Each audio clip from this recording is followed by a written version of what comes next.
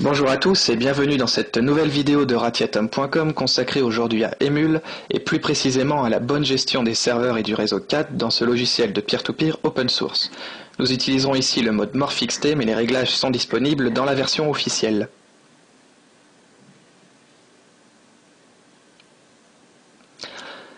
Alors nous allons d'abord nous rendre dans l'onglet Préférences pour ouvrir les options d'Emule, puis dans la partie Sécurité, où nous allons activer le filtrage des serveurs, puisque vous savez peut-être que différentes sociétés aux États-Unis, mais également en France, mettent en place de faux serveurs, dont le but est de capter les fichiers mis à disposition par les utilisateurs, mais qui surtout ne retournent aucun résultat de recherche et aucune source lorsque vous cherchez à télécharger des fichiers, y compris lorsqu'il s'agit de fichiers légaux tels que les milliers de logiciels freeware et shareware que vous pouvez trouver en téléchargement sur ratiatom.com.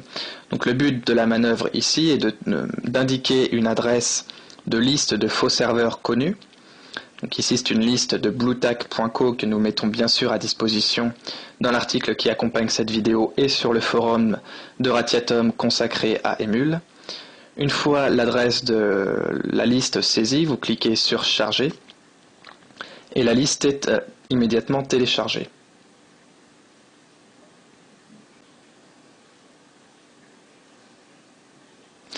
La deuxième chose à faire, c'est de vous rendre dans l'onglet Connexion et de vérifier que la connexion se fait bien au démarrage et que la reconnexion automatique est activée, puisque par défaut, Emule ne se connecte pas au réseau et au serveur, et surtout ne reconnecte pas lorsque vous avez, pour une raison ou pour une autre, été déconnecté d'un serveur, ce qui fait que vos fichiers que vous partagez avec les autres utilisateurs ne sont plus partagés, puisque plus personne n'a la possibilité d'y avoir accès, sauf par le réseau décentralisé CAD.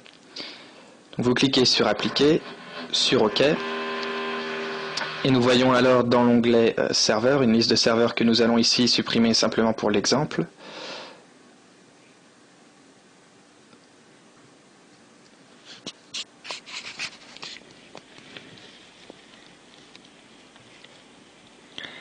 Vous verrez sur votre droite une boîte mise à jour du fichier serveur.met depuis une URL.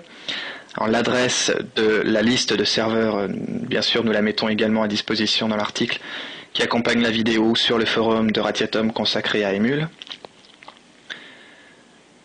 Et là, vous voyez immédiatement la liste de serveurs qui apparaît, une vingtaine, une trentaine de serveurs. Et tous les faux serveurs que nous avions dans notre liste de filtrage que nous avons définie dans les préférences sont bien sûr éliminés automatiquement. Vous cliquez sur Connecter et vous êtes sûr d'être alors connecté à un serveur correct, un vrai serveur. Par contre, il est possible, comme dans notre exemple ici, que la connexion ne se fasse pas.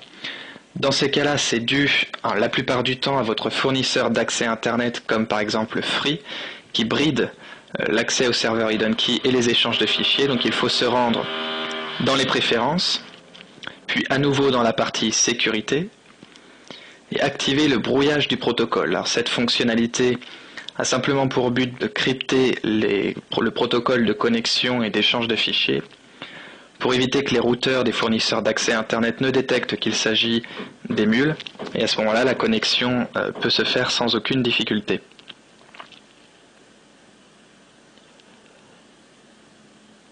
Donc, nous sommes bien ici connectés à un serveur IdonKey, mais nous allons également maintenant nous connecter au réseau CAD, qui est peut-être aujourd'hui, même certainement, le réseau le plus important sur Emule, puisqu'il s'agit d'un réseau entièrement décentralisé, qui fonctionne bien en connectant l'ensemble des utilisateurs, des millions d'utilisateurs d'Emule dans le monde, et qui ne repose sur aucun serveur. Donc même si les serveurs ferment, le réseau CAD lui reste totalement utilisable et effectif. Donc il suffit là aussi de cliquer sur Connecter à droite dans le panneau CAD, et la connexion se fait. Alors vous pouvez rechercher des fichiers soit sur le serveur, soit, ce qui est préférable, sur le réseau CAD.